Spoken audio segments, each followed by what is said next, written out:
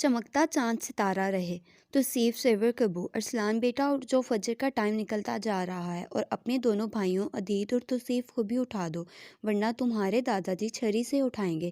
Inayat be be نے ارسلان کو آواز دی۔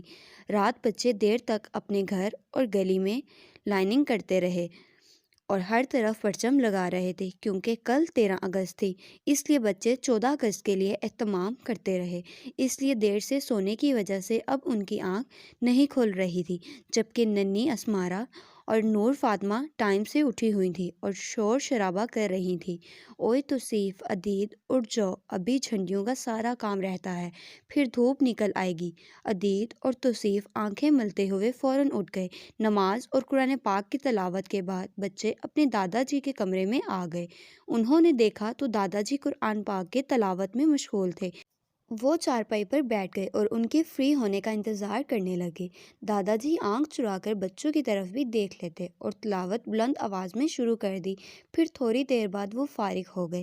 انہوں نے قرآن پاک کو چوم کر الماری میں رکھ دیا۔ پھر وہ بچوں کی طرف متوجہ ہو گئے تو سب بچوں نے دادا جی کو سلام کیا۔ انہوں نے خوش ہو کر سلام کا جواب دیا اور پیار سے باری باری سب کے سر پر ہاتھ پھیرا۔ عدید نے محبت سے کہا، دادا جی جشن آزادی مبارک ہو۔ ارے بیٹا، کیا آج 14 اگست ہے؟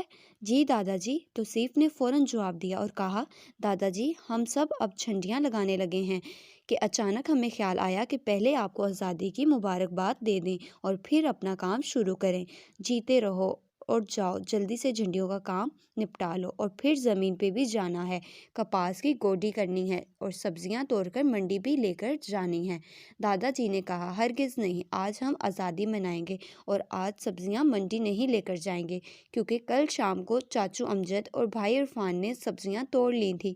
وہ صبح صبح منہ اندھیرے ریری پر رکھ کر لے گئے۔ ہمارے آج ہر کام سے چھٹی، ہم آزادی منائیں گے۔ چاچو کے بچے بھی ہمارے ساتھ انجوائے کریں گے۔ ان کے چاچو بھی انہی کے ساتھ ایک ہی گھر میں رہتے تھے، جبکہ چھوٹے چاچو جاوید فیصل آباد تولیے کی فیکٹری چلا رہے تھے۔ وہ اپنے بال بچوں کے ساتھ وہیں رہتے تھے۔ کبھی کبھی چکر لگاتے تو گھر کی رونق دو بالا ہو جاتی۔ دادا جی کے وہ سب سے چھوٹے اور لاڈلے بیٹے تھے۔ ان سب کے لیے ڈھیروں تولیے فیکٹری سے بنا کر لے آئے اور پورے خاندان والوں کو دیتے۔ سب بچے برآمدے میں چٹائی پہ آ کر بیٹھ جاؤ اور ناشتہ کر لو۔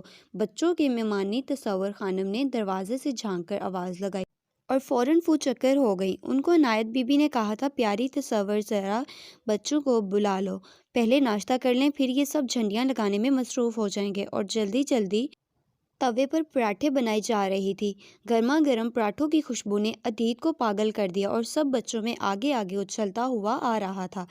بے دھیانی میں ممانی تصور سے ٹکرا گیا اور اس کے ہاتھ سے میٹھی لسی کی بالٹی گر گئی، جس سے ماموں طفیل پوری طرح سے نہا گئے کیونکہ راستے میں ہی پیری پر بیٹھے تھے۔ پھر ان کے اور ممانی کے کافی پکڑ طاری ہو گئے۔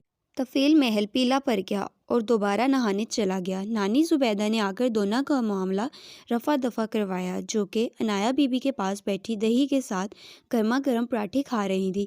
تھوڑی دیر میں سب بچوں نے مزے مزے سے آلو والے پراٹھے دہی کے ساتھ کھائے اور اپنی والدہ کے سر ہو گئے کہ گوند تیار کر دی آپ نے؟ عنایت بی بی بولیں، صبر کرو، وہ تو رات ہی میں نے اور تصور نے تیار کر کے رکھ دی تھی۔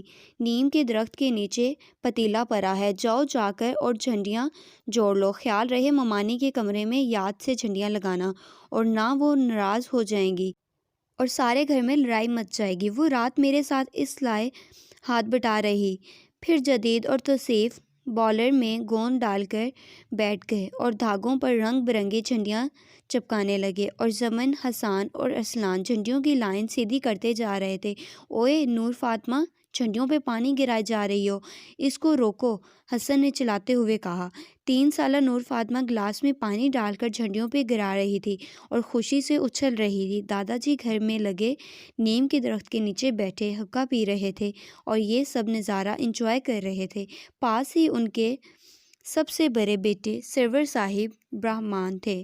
وہ دونوں باپ بیٹا 14 اگست کے حوالے سے بحث و مباحثے میں مصروف تھے۔ پھر چاچو امجد بھی زمینوں سے واپس آ کر ان کے پاس بیٹھ گئے اور اب بحث و تکرار عروج پر تھی۔ بچوں نے ان کی بلند آوازیں سن کر نظر انداز کر دیا کہ یہ تو ان کے روز کے معاملات ہیں۔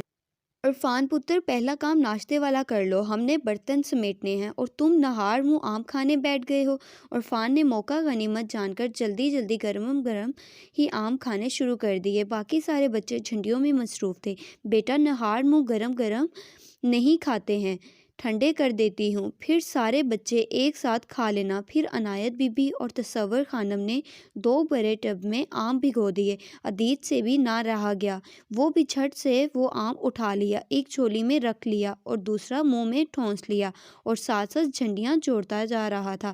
ساری جھنڈیاں جوڑ کر بچوں نے پورے گھر کو دلہن کی طرح سجا دیا اور باہر گلی میں بھی پگ سڑک تک جھنڈیاں لگا دیں۔ عتیق اور توصیف شہر سے کافی مقدار میں جھنڈیاں لائے تھے۔ کچھ پیسے انہوں نے گھر والوں سے لیے اور کچھ عتیق نے گندم نعمان بھائی کی دکان پہ پہنچ کر حاصل کر لیے۔